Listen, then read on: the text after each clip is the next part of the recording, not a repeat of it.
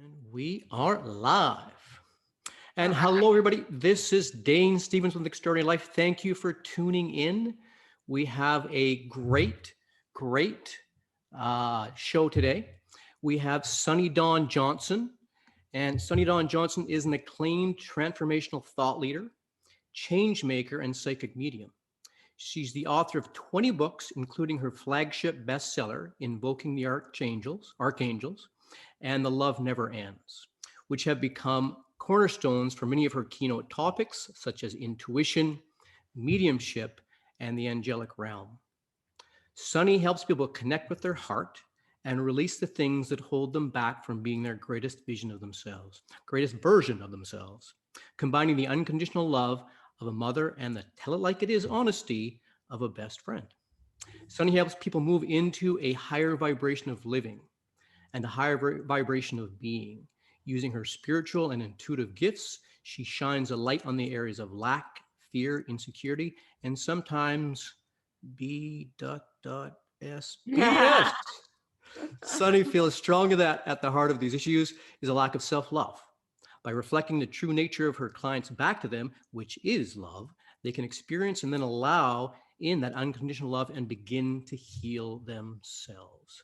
So thank you so much, Sunny, for being here. I appreciate that you're here. And it's great to see your smiling face. How are you? Thank you. Thanks for having me. I'm excited to be here. I love it. Nice. And so, you talked about self-love. So let me just ask about that first. When you say self-love, can you expand on you do so many things? Can you kind of expand on when you say reflect the self-love? What is that? How does Sure. you do that? Well, let's start with the easiest topic first. I think it's the one that people generally, that's kind of underlying struggle for so many people on just so many levels. But, ultimately, I think it's just remembering and knowing and embodying that energy of actually who we are and where we come from. I believe that we are love, and we're meant to be an expression of love, and anything that doesn't feel loving that's coming from us is generally a call out for love. So our reminder is constantly in a place of, what can I do to be more gentle with myself? And that doesn't mean that we don't take responsibility for our actions, but it means that we actually take more responsibility, but from a place of compassion and knowing that, when we can truly love ourselves. The angels taught me how to love myself, and when we can truly love ourselves, what happens is it takes all of the chaos and all of the conflict, and it allows us to have a clearer channel, I would say, to who we really are. And when we're living in that energy, things flow. And when we're not, they don't. Right. And what I love about you and it's as I talked about, I said I love people because I love their stories. And you have a story. I do. we all do have a story. We all have a story. I got some mountains and valleys for sure. So, I mean, when you talk about self-love, I mean, you've had to learn and live that yourself. Yeah. So in telling people a little bit more about yourself and your story, you grew up in Salt Lake City, correct? I did. Salt Lake City, Utah. Yeah. And one of the things that you said is you grew up in a metaphysical family in the 70s. Yeah, in a very Mormon, religious dominated society. So right. That was interesting right there, Right. Way to pick your setup. Doomed from the start. So tell me about that. So a metaphysical family, like you say in the 70s, that was that like, the hippie type of an era, or what did that look like? And where did you? I think, kind of, so my mom and dad were also from Salt Lake, and they were raised in the religion as well, but both, when they met each other and kind of decided to get together and have a family, they realized that wasn't necessarily what they wanted for themselves. So when I actually was born, and I lived in the Philippines for a while before. So when I was young, I lived in Wyoming and the Philippines, and North Carolina, and then we came back in Utah, is where we lived from the age of 6 till I was 16. So that's really where I was raised, and so my mom was on kind of a spiritual journey. I would say she was trying to discover what was true for her, and she knew that it wasn't the religion that she was brought up in. So she was studying a variety of different things, and when she came into New Age metaphysics back then, that's really what settled with her spirit. So I grew up with the experience around me of her exploring a variety of different things. And I wasn't too, I wasn't into the religion piece, but I wasn't really into her thing either. Like I thought she, I did a lot of eye rolling and okay, whatever. And until it started happening to me. And then it was a whole nother story, right? Like it is for most of us. And one thing I see, you've been doing this for a long time. I have. So your calling happened early, yeah? Yeah. So how did years. that occur for you? What happened that all of a sudden you started traveling down this path, we'll say? Well, so my mom was in metaphysics, and she would have they would take turns having classes at different people's houses because there wasn't places to go. This was kind of a secretive type of thing, and so when I was 13, I had gone to bed one night like any other night, and when I woke up at 1 o'clock in the morning. And I looked at the clock, and when I went to roll over, there was this light above me. And as I rolled over, I saw that it was just a beautiful, colorful, winged being. And then after I saw it, I just felt this immense energy of just love and gentleness and kindness, and just like it was just an experience I'd never felt in my life. And I was so calm and just felt so in the energy of it that I literally just rolled over and went back to sleep.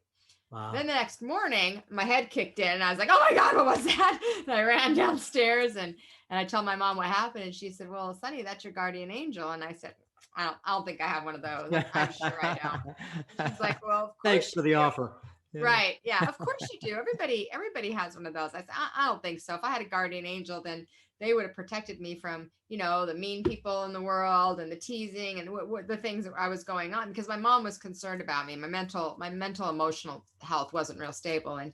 And then she went on to tell me that night at 11 o'clock at night, she had come in and actually prayed over me that night because she was worried about me. And she asked God and the angels to protect me and to keep me safe. Wow. And so what I realized in that moment was that I had, at that moment at 1 o'clock, I had awakened to my mother's prayer and to the manifestation of that prayer. And so then that got me thinking, because I didn't really believe that it was a guardian angel, but I knew what I saw. And more importantly, I even knew what I felt. And so what that did is it got me curious, and I'm a curious person. So that curiosity is what kind of led me. And so at that age, I actually went to the library. There weren't any books. You went to the occult section, and there was astrology, numerology, and runes. That was it. There was nothing. Right. And so I just, because that happened to me, it wasn't something I called in. I just started saying, whoever you were, could you come back and let me experience that again? And so that just kind of started to open the door to more experiences. And I started really learning how to tune in and tap in through that experience. And that led me on the journey that I've now been on for 36 years. Oh, and so you had more experiences like that as you kept asking? Constantly. Wow. Constantly. So it just continued, and it evolved. And within a year or so, I started seeing deceased loved ones around my teachers at school and around my friends, and ghosts that were one that was living in our house. And so everything just kind of expanded from that awareness, because I think I wasn't held to anything. I didn't have a background that said, I wasn't raised in religion, even though religion was all around me. So I didn't have this. I had to hold on to this particular way. I had more flexibility and just the curiosity of, okay, well then show me. And then they did. And then, and so it just evolved from there. And people watching and, people might think, oh, how cool. On the other hand, being where you're at your age, a young age, Yeah. we work with people in regards to working with the subconscious. And a lot of times we find that these people that are sensitive growing up, it's not supported. And society doesn't support it, and it poo-poos it and calls you, crazy, or, you're making it up or whatever. So at least you had your mother supporting you. Yeah. Right. So I had her and a couple of her friends. And then, I did okay until I opened my mouth. So which is usually the story with me. So everything was fine. And then I opened my mouth. So, I started telling people, I started telling my friends. And of course that led to, the weird house on the corner, and losing friendships, and because they couldn't understand it. And really, so what happened after that is that these experiences were really cool, but I just wanted to be normal. And so I had this really inner conflict, because I had these experiences that were happening, and I knew, and I could feel, and they were real for sure. But then I would go to school and I would just want to be like the other kids. I would want to be normal, and I would want to, be a cheerleader, and I'd want to be popular. And I wasn't any of those things. And so I had this push pull that I did. Literally, I did it for 15 years. It wasn't a short journey. It was very long, because I literally would have miracles happen in my life thanks to my angels and guides. And then I would be like, okay, go away. And then I think part of it was I didn't feel worthy of that attention and that support and that guidance also, which is why I think self-love is such a core, important foundation. Yeah. So it was, it was a challenge for sure in a lot of ways. And I'm so grateful for it now, because it gave me the thick skin that if you're going to go out in the world and you're going to do the kind of work that I do, that you need. I just got it at a young age when I wasn't planning or preparing or intending to get that, and didn't feel like I signed up for it, so to speak. Right. Obviously I did on a soul level, but. Okay. So you did eventually, of course, came out and embraced it. I just remember seeing that when you did embrace it, you had to accept the fact that, you not care what anybody else thought about that. You got it. So would it take you 15 years to actually just embrace it?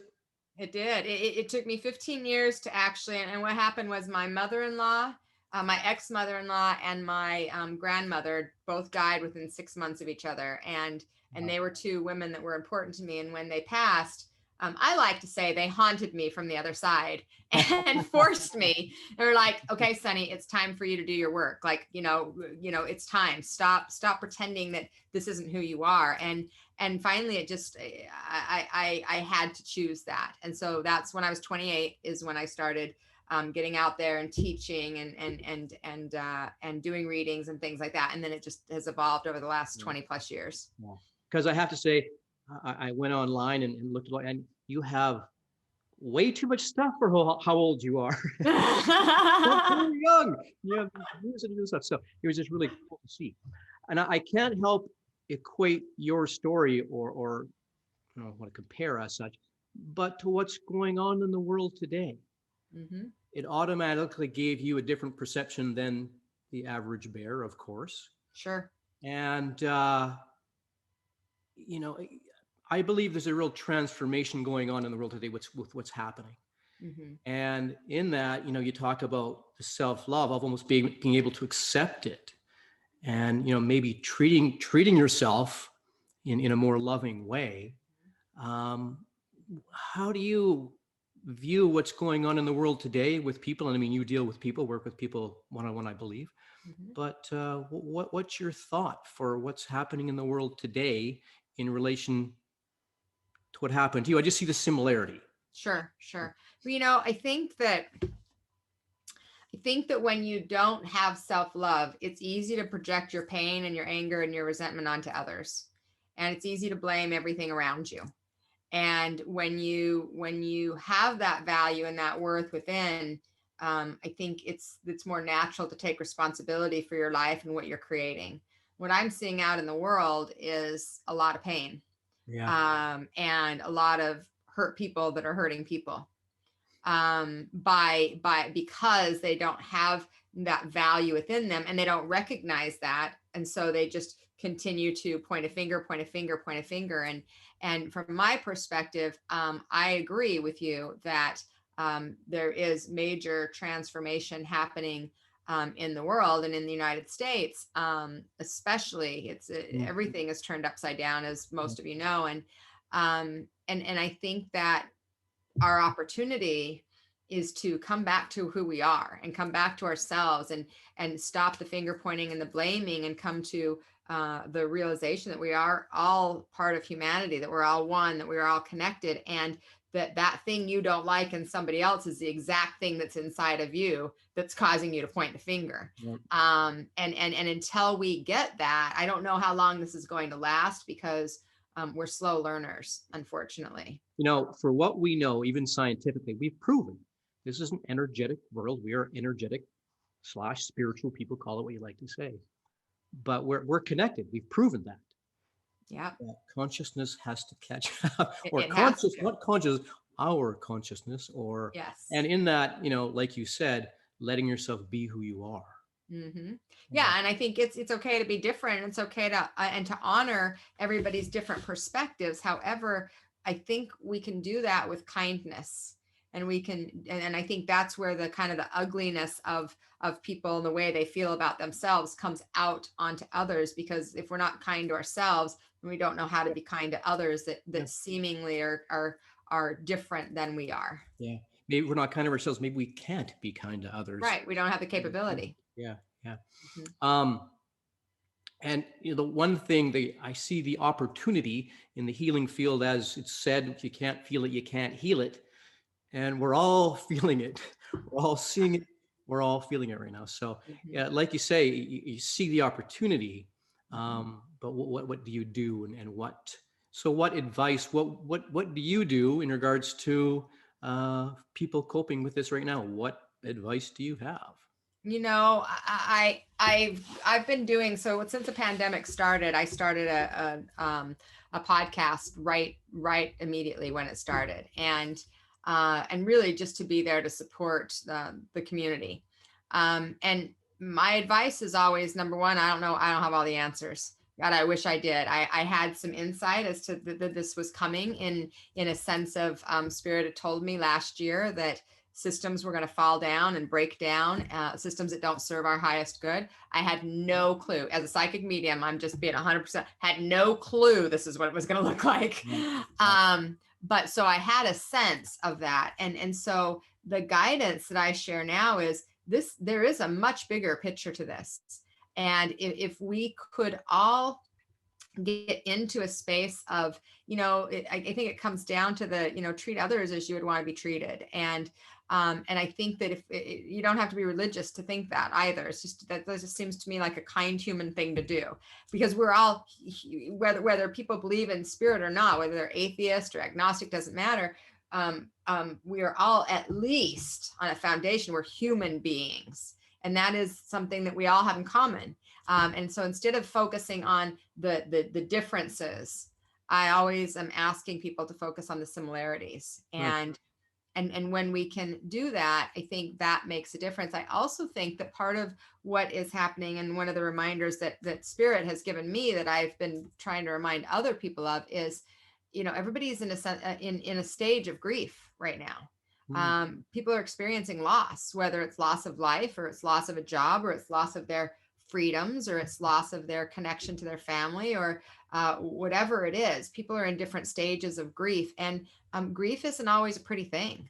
Right. So the way that we walk through grief can be pretty ugly sometimes. And so again, that kindness and compassion for people as they're walking through it, because you never know what shoes are standing in front of you. You just don't. Right.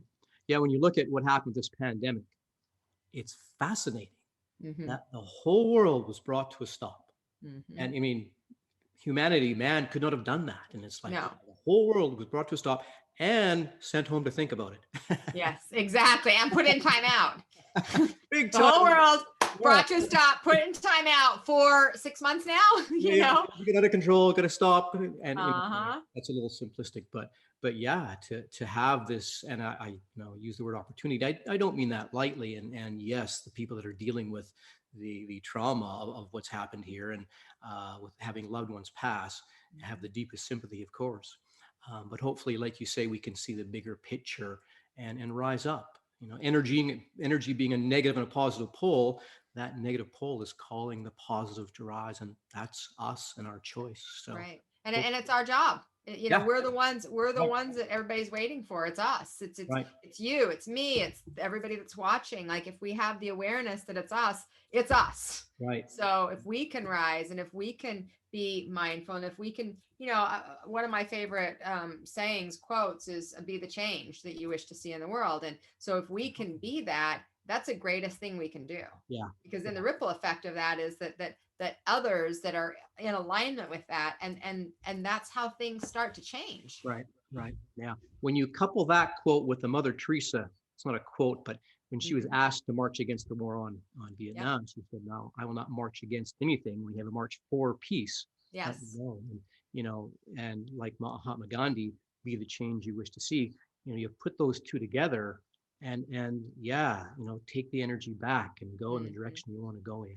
Well, and that's kind of how I live my life. My son, my younger son is 23. So he's in that kind of millennial stage. And he was out protesting when some of the protests happened. And I supported him in his choice. And he's like, Mom, you are so about, people's rights and things like that. Why aren't you out here? And I said, because I'm not going to push against anything. Right. I will not. It's the exact thing Mother Teresa said. Is I said, if it's a peace rally, dude, I'm there and I'm going to be sparkly and I'm going to have my sign if it's a peace rally. But if it's an anti anything, I can't go, because the way that I see energy and vibration is that if I'm going to go to push against something, it just makes it bigger.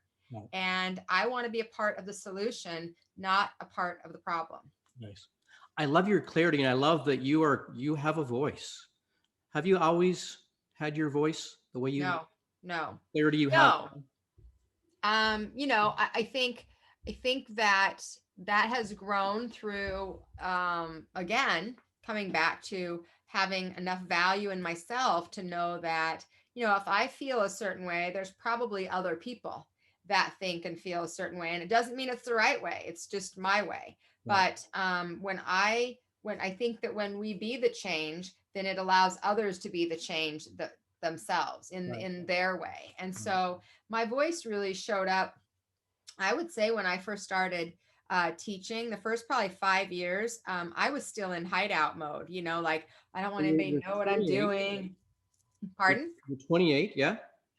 When I was 28 is when I started. So yeah, so probably the first 5 years, I didn't want people to see me again. I had this weird thing, because being a medium was just not accepted. It wasn't normal.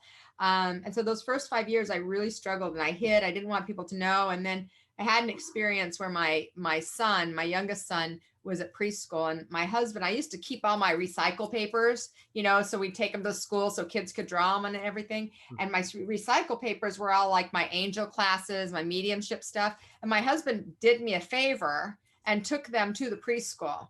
And so I ran, I'm not kidding. I got in my car and I ran in there just trying to, like, oh my God, where are those papers? My husband, he gave you the wrong papers. And they're like, oh, the kids used them today. And I'm like, oh my God, all these people are going home. And others, I thought I was going to die. And that was probably one of and then very shortly after, I was asked to do a big class at the library that I was teaching on mediumship. And it was broadcast locally here on the news. And that was my do or die moment, like, okay, Sonny, now they know, like, now your son's school knows you're trying to protect him. Now they all know they're going to make decisions about him and however it is. And now your whole city is going to know. And so here you go. And are you going to do it or not? And my spirit just said, how can you not? It was just that clear. Like, how can you not do what you are gifted to do? And there's lots of gifts. People have all kinds of gifts that I don't have. But if this is mine, then, and my guides and angels are tough. So they're probably not like everybody's, but mine are like, what right do you not have to show up and do what you're meant to do. That's how they talk to me. And I'm like, okay. So that was kind of the turning point for me. And then from there, yes, my voice has been pretty gentle, I think, because I don't think I need to get into anybody's face. I don't feel like I need to prove to anybody anything. But if you're asking, I will answer for Right. sure. Right. Yeah. Yeah. We met, me and Sunny met in Oregon, and you were on stage, and I also did one of your workshops. It was fantastic. And you do show up. There's no question. And I just love how you are present and you bring your gift without any holding back. It's awesome. And Yeah. people really appreciate you. And thank you for doing what you do. Fantastic. Yeah. You know, it's Thank funny. you.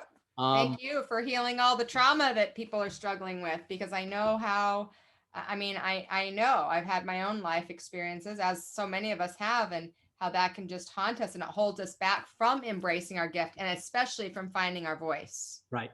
Yeah, absolutely. So we're literally holding ourselves back, not knowing how we're doing that. Exactly. So it's quite interesting when I was doing this work, and my work was around the work that brought up the huge trauma, the big rock in me, was around relationship.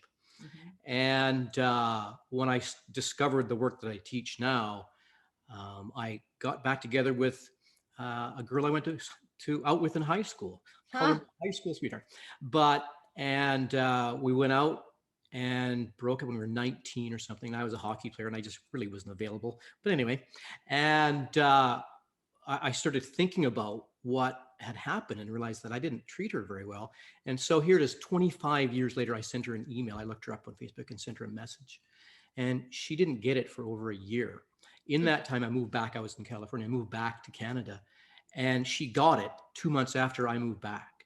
Wow. And this is a bit of a side story, but anyway. And we got together and connected. We don't remember saying goodbye. And we went for a 2-hour walk and just haven't stopped. And it's been so easy.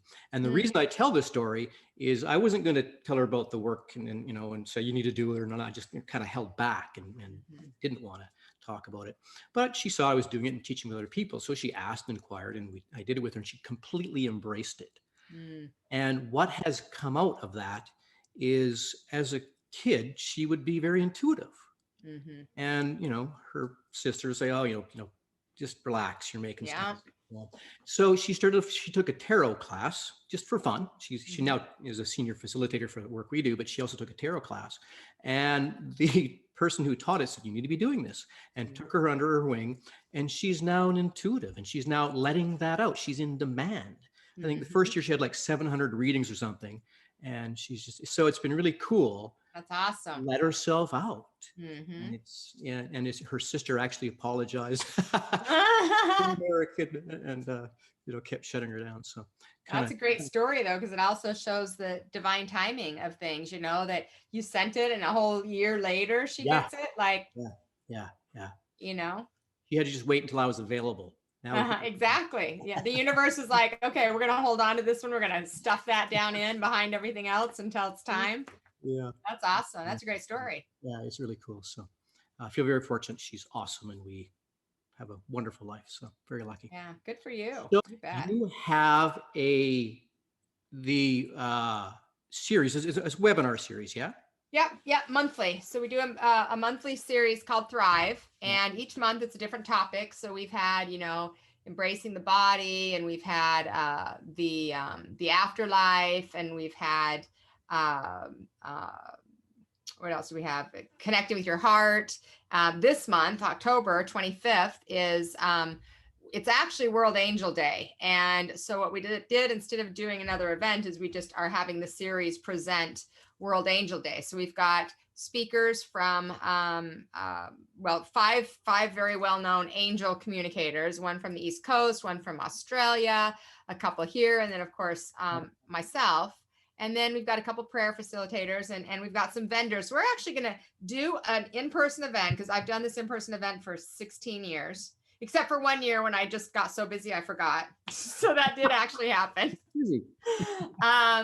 And we're going to turn it into, it's going to be online, but we're going to have a little shopping area. People are going to do readings in little breakout rooms. And I think it's going to be very fun. So I'm looking forward to it. And the great thing is all of the Thrive series, which we're doing through the end of the year, are all pay what you can. So we recognize that people have lost their jobs, people are struggling, and we just want people to get the energy to raise the vibration to help themselves. And so so I'm really excited about it. They've been great. They've been real well received on Zoom, so we can still create that energetic connection and kind of feel each other a little bit. I would imagine with people being squeezed the way they are now, and like you say, experiencing the grief, you must be in demand. I bet you're. It's been busy. Yes. During this pandemic, I have, so we did create the Thrive series, and then I started my podcast, which I had done a couple years ago and stopped. I restarted that, and that's every day at 1:11 p.m. on Facebook. I do it live and Pacific time. And then we created a radio station, not a radio show, but a station that is just free. So people can just get any of the content, the old podcasts, all the classes I've taught, so that, again, it's just for uplifting. So, and then I just launched last week, I just launched a community called My Spiritual Biz for people that are spiritually based, heart-based entrepreneurs that need help getting their business going. So it has been extremely busier, and I'm usually busy, and it's been busier than I've ever been busy. Right. So in a good way. Well, you look great. Being of service. Yeah. And, clearly you look after yourself and have balance. And the one thing I want to just touch upon before we end this is, your childhood was not easy. Mm-mm. And you came through, and there's a lot of people still we deal with trauma. We deal with a lot of people dealing with this.